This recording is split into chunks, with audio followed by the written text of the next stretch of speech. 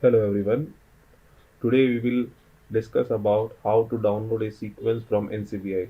For doing that, first of all you have to go towards the browser. For example, I am going towards this browser, and after that you have to search a term that is known as NCBI, that is National Center for Biotechnology Information, which is most commonly used database in bioinformatics.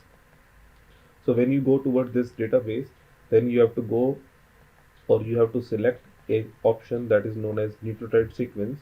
So here it is nucleotide, and for example, if you want to search a sequence known as insulin, then you have to just type that particular name or keyword into the search box and you have to click on search. And after doing that search, you have to select a format for which you want to download the sequence of that particular nucleotide. For example, if I want to select a specific kind of species that involves this insulin sequence, then I can select that also, or I can directly pinpoint towards the organism for which I want this particular sequence. For example, in this case, I want to download this Homo sapiens sequence. So by default, it is showing Octorodigus, but I want to find the sequence for Homo sapiens. So in this case, for example, if it is here, it is showing lots of different kind of Homo sapiens sequence, but I am interested in Homo sapien insulin, that is INS gene complete coding sequence, that is CDS. So here I am clicking on FASTA,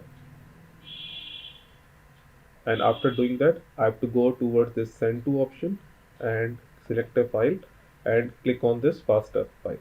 So it will automatically download my sequence because I have already downloaded that sequence earlier. So it is showing sequence 1 FASTA. So before going towards the actual downloaded sequence, I want to first highlight the key terms. For example, in this case, it is showing the Homo sapien, that is insulin gene sequence, and here FASTA sequence denotes greater than sign. Here it is accession number where 2 denotes version number. 2 times modification has been taken place, and this is the name of organism, and this is complete coding sequence.